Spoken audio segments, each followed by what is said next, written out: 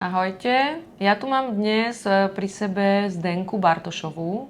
Je to doktorka prírodných vied a venuje sa, alebo svoj život zasvetila genetike. Dnes sa venuje genetika versus výživa, to je také tvoje zameranie. A bližšie sa budeme baviť o omega-3 mastných kyselinách. Ahoj, Zdenka. Ahoj Zuzka, ďakujem za pozvanie. Ja som si Zdenku zavolala kvôli tomu, že mňa samú tá problematika omega-3 mastných kyselín zaujíma. Veľmi veľa ľudí sa ma na to pýta a chcú vedieť naozaj prečo a koľko a aké sú vlastne tie dôvody, prečo by sme ich mali užívať. A samozrejme, viem aj ja na to odpovedať, ale myslím si, že naozaj treba aj odborníka sa opýtať, ktorý sa tomu trošku venuje na inej báze a na tej odbornej báze. Tak teraz sa opýtam ja teba, že z tvojho pohľadu, áno, tá problematika omega-3 mastných kyselín je fascinujúca z toho vedeckého hľadiska, aj z tej molekulárnej úrovne a aj z tej genetickej úrovne. Ja som sa s touto témou prvýkrát stretla, keď som sa začala venovať bližšie práve tej nutrigenetike. A tá do toho vnáša také všelijaké háčiky, že je to taká komplexnejšia téma, ale budeme sa snažiť byť jednoduché však. Áno. Hlavne, aby sme tomu všetci dobre porozumeli, lebo Zdenka naozaj tých informácií má veľmi veľa. A teda skús nám tak nejako veľmi jednoducho povedať, prečo by sme mali doplňať omega-3 mastné kyseliny. Tak vlastne omega-3 mastné kyseliny zlepšujú výživu úplne všetkých buniek v tele. A od toho závisí, v akom stave je náš organizmus, ako je výkonný, ako funguje, ako sa bráni proti chorobám, ako fungujeme na tej dennej báze. Čiže oni sa vyskytujú napríklad v tých bunkových membránach a zlepšujú priepustnosť pre výživné látky a naopak zlepšujú aj priepustnosť pre odchod tých odpadových látok z buniek.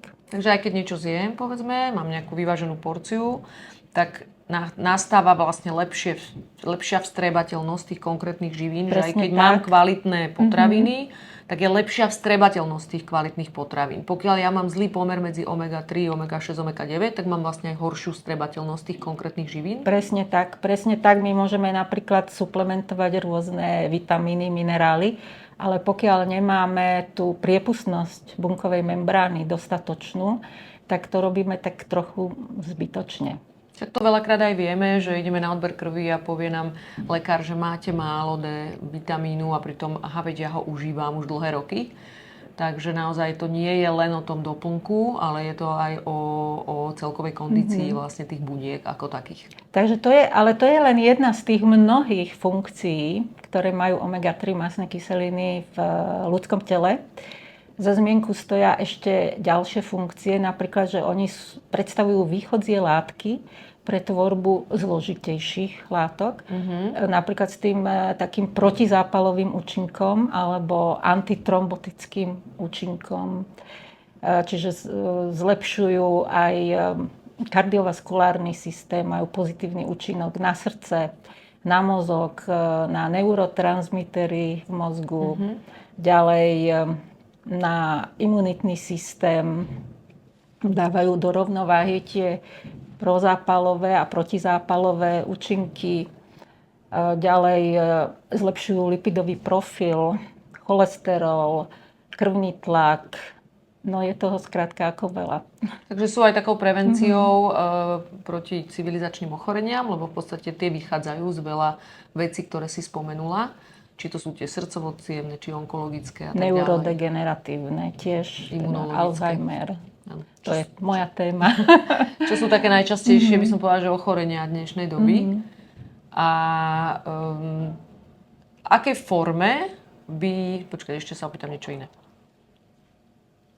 Takže vieme, že mali by sme ich nejako doplňať. Sme schopní tie omega-3 mastné kyseliny doplňať aj jedlom samotným? My, tu v našej zemepisnej šírke, keď si zoberieme, kde žijeme, aké máme potraviny, aké máme dostupné zdroje?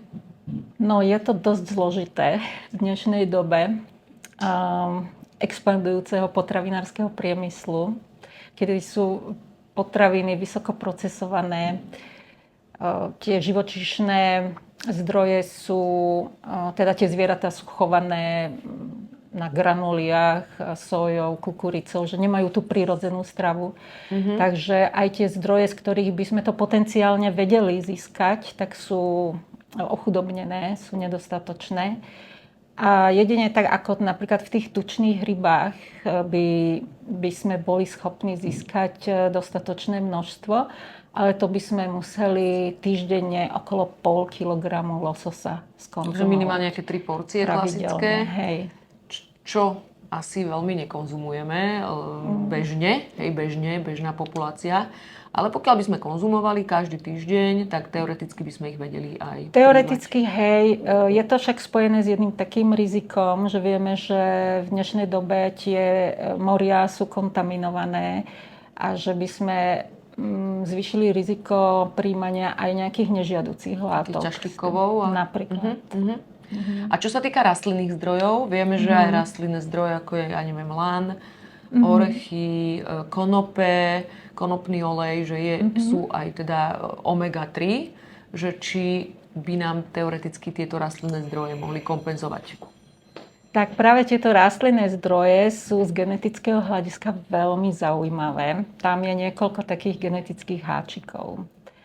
A síce, že tie omega-3 v rastlinných zdrojoch sú primárne krátkoreťazcové. Z toho teraz trošku do tej chémie musím zabrdnúť, že nie sú to úplne plnohodnotné omega-3, tie, ktorým sa pripisuje ten účinok, ktorý sme spomínali.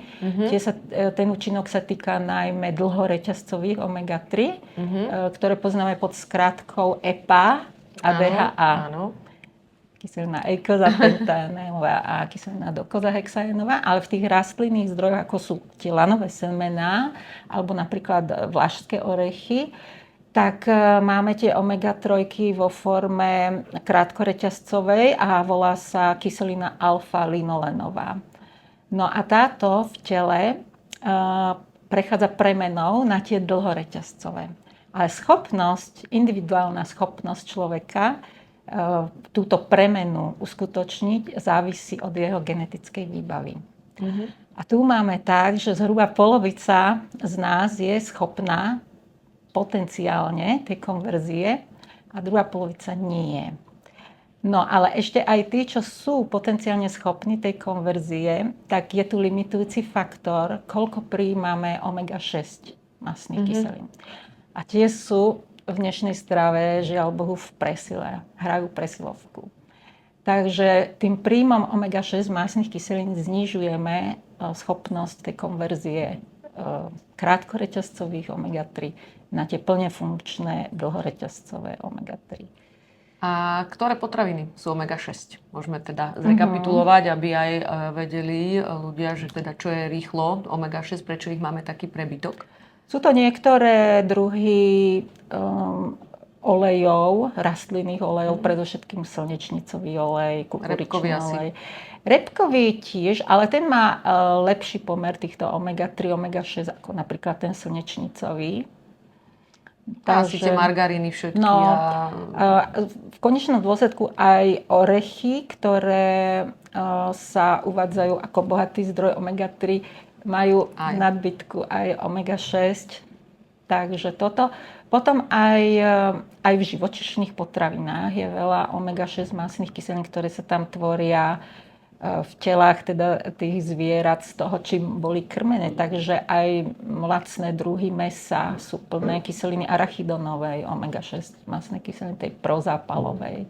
Muselo by to byť mäso zo zvierat chovaných na tráve, pasených na tráve, aby tam bolo dostatočné zastúpenie tých omega-3 masných kyselín. Takže keď to zhrnieme, tak z rastlinných zdrojov teoreticky vieme príjmať aj omega-3 masné kyseliny, pokiaľ tá naša genetická výbava, konkrétne jedinca, je dostatočná na tú konverziu. Ale určite, keď si to ty zoberieš, že je to 50/50, tak zistiť by sme to vedeli jedine asi nejakými genetickými testami. že či máme, či nemáme? Priamo genetickými testami by sme to vedeli zistiť a nepriamo z krvných testov sa to tiež dá zistiť. Keď si pozrieme spektrum mastných kyselín, tak by sme videli, že tá ALA je nahromadená, že je nad referenčný rámec, povedzme, ako to vydávam v tých testoch, a že tie EPA a DHA sú pod referenčným rámcom. Takže vieme si robiť aj krvný test, čo je z môjho pohľadu veľmi efektívne, aby sme videli, aký máme pomer, konkrétne omega-3, omega-6, omega-9. A tak sa k tomu potom aj postaviť ďalej, že ako ich doplniť, či to potrebujeme. Prípadne pri nejakej zmene životného štýlu si tie kontrolné odbery robiť. Bežne v biochemii sa asi nerobia takéto odbery krvi na bežnej kontrole u lekára. Nie. Takže musí si to človek vlastne takto sám vyhľadať. Takže z tvojho pohľadu je to potom dobrá prevencia, že keď si, povedzme, dávam robiť takéto výsledky krvi, pridám tie omega-3 mastné kyseliny, zistím, že ten pomer mám, povedzme, po nejakých mesiacoch alebo rokoch dobrý, tak je to z tvojho pohľadu naozaj dobrá prevencia voči nejakým civilizačným ochoreniam? Ja si myslím, že to je taký absolútny základ, na ktorom sa dá dobre stavať ďalšie veci, ďalšie prvky prevencie. Ale toto považujem za taký veľmi dobrý základ. A z tvojho nejakého pohľadu to doplňanie omega-3 v nejakej aditívnej forme, že teda nie len zo stravy, ale aj nejakým doplnkom výživy, je efektívne? Určite áno. Veľmi efektívny je napríklad rybí olej. To je ako stará známa vec, že rybí olej. Len by som povedala, že je veľmi dôležitá kvalita toho rybieho oleja, lebo je tu riziko oxidácie. Všetci poznáme, že dosť často tie rybie oleje tak zapáchajú. Ak sú sprocesované do nejakej kapsuly, to ešte neznamená, že sú kvalitné, lebo že necítiť. Oni oxidujú aj v tej kapsule. Áno, a ešte dôležité, že v akom stave ten olej bol predtým, než bol do tej kapsule uzavretý. A to, žiaľ Bohu, často nebýva dobré. Takže čo by si ty poradila, že keď si chce niekto kúpiť omega-3 mastné kyseliny, že ako sa k tomu postaviť? Že ako ísť do lekárne, kúpiť si, čo sledovať možno aj na tej krabičke alebo na tom výrobku? No, toto je už taká zase komplexnejšia téma. Na prvý pohľad to vyzerá jednoducho, že však niečo si kúpim. Ale no, takto by som povedala, že dôležitá je forma, teda či je to plné spektrum mastných kyselín, alebo či je to len nejaký koncentrát. A väčšinou tie kapsulové formy sú koncentráty, lebo potrebujeme to skoncentrovať do tej kapsule však. Takže skôr tie tekuté formy by som ja osobne preferovala. A pri tých tekutých formách je práve dôležitá strašne tá čerstvosť. To cítime podľa toho, že teda ako to chutí, ako to voní, či sa potom s prepáčením grgá. Niekedy sa človek cíti až tak ťažko, že už je.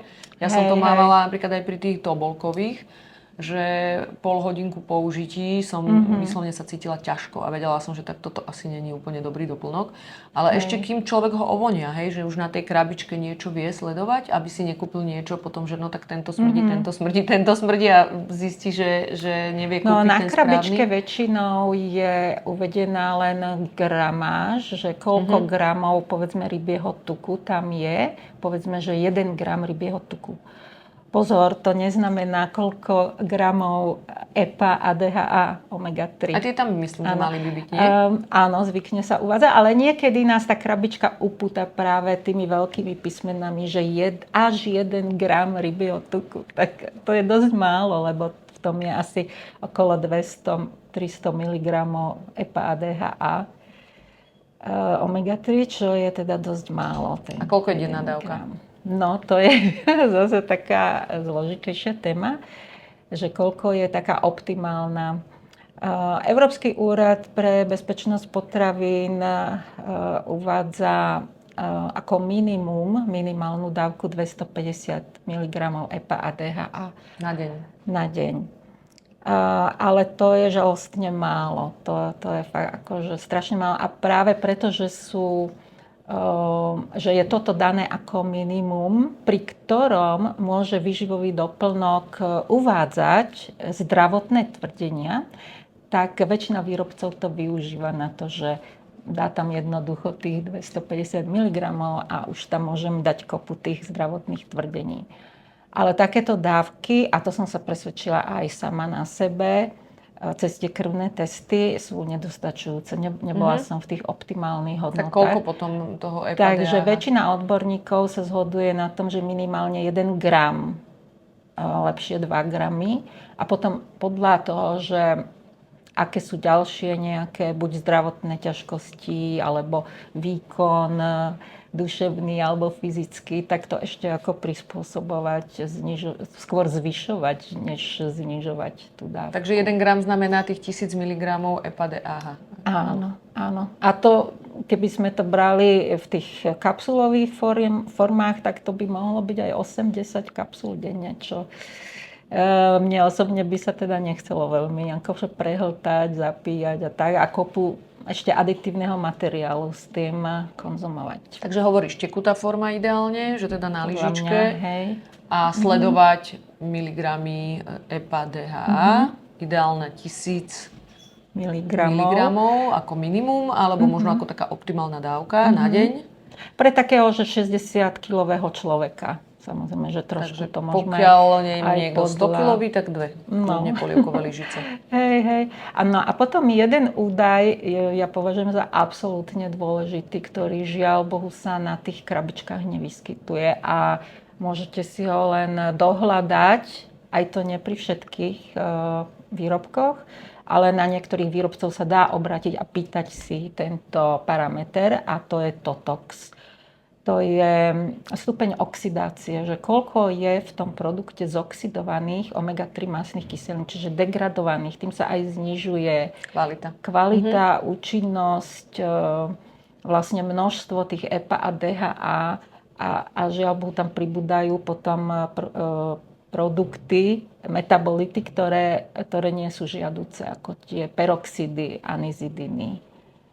A TOTOX optimálny do 10, to je bezrozmerné číslo, do 10, ja preferujem skôr tak do 5. Takže to hovorí vlastne o kvalite samotného toho rybieho oleja. Hej, o čerstvosti a o čistote. A sú takéto zdroje omega-3, takéto oleje dostupné aj u nás na Slovensku? Sú, ako ten trh s omega-3 doplnkami ako mega je obrovský. Práve preto, že ten účinok je potvrdený vedeckými štúdiami, tisícami vedeckých štúdií, že sú tie zdravotné tvrdenia povolené, takže je toho ako veľa a preto je aj dosť náročné sa zorientovať v kvalite toho produktu. To viem aj ja podľa mojej práce, že ľudia o tom vedia samozrejme, omega-3 každý vie, že by mal užívať, ale veľmi málo ľudí užíva v skutočnosti. Že keď sa opýtam klientov, že a beriete omega-3, tak možno práve ten pretlak tých informácií je úplne opačný, má úplne opačný efekt, že ľudia ich skôr neberú práve kvôli tomu, že majú pocit, že to je marketing a že vlastne nebudú do seba čgať všetko, čo sa promuje. A majú až takú averziu a berú to ako nejaký ďalší výživový doplnok. A pritom, to si úplne trafila klinec po hlavičke. A pritom ten rybí olej jedli deti volakedy ešte za socializmu.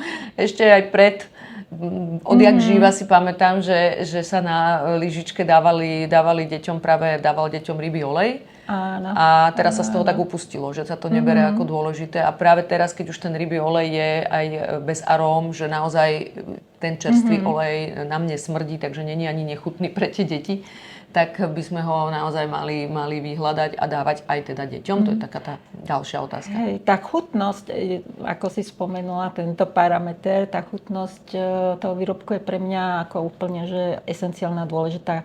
Práve kvôli tomu, aby som bola schopná to užívať denne bez nejakého odporu. Áno, aby sa ti to po nejakom mesiaci neznusilo, že už to nemôžeš cítiť. Alebo aby si to možno vedela aj pridávať niekde do jedla. To je úplne ideálne, pretože sa zvyšuje aj vstrebateľnosť tých omega-3 mastných kyselín, keď sa užívajú s jedlom. Takže dávať aj deťom? Aj deťom, ja mám o tom aj celú monografiu, aké sú dôležité omega-3 pre zdravý vývoj detí. Takže podľa oficiálnych odporúčaní až od 1 roku, lebo predpokladá sa, že pokiaľ sú deti dojčené do toho 1 roku, tak prijímajú omega-3 mastné kyseliny v materinskom mlieku. Čiže v tom prípade je dôležité, aby tá matka dojčiaca užívala tie omega-3 mastné kyseliny. A čo sa týka detí, tak asi tá dávka sa prispôsobuje potom hmotnosti dieťaťa. Takže keď má 20 kg, tak je to možno čajová lyžička. A postupne, čím je staršie a väčšie, tak už môže prísť až k tej dospelej dávke. Vlastne to je asi tá 1 polievková lyžica približne. Však to je vždycky dávkované. Áno, závisí to teda, koľko v tej polievkovej lyžici toho konkrétneho výrobku sa nachádza tých omega-3 mastných kyselín na tie miligramy. Dobre, ja si myslím, že vieme všetko asi o omega-3, čo by sme potrebovali. Ak máte nejaké otázky konkrétne, tak kľudne ich napíšte pod naše video a my vám odpovieme aj kľudne textovo, alebo sa zase stretneme. Ak tých otázok bude veľa a budú naozaj zaujímavé aj pre všetkých, tak ich nahráme. Takže ja vám ďakujem a teším sa, že si prišla a ďakujem aj tebe. Ďakujem aj ja za pozvanie.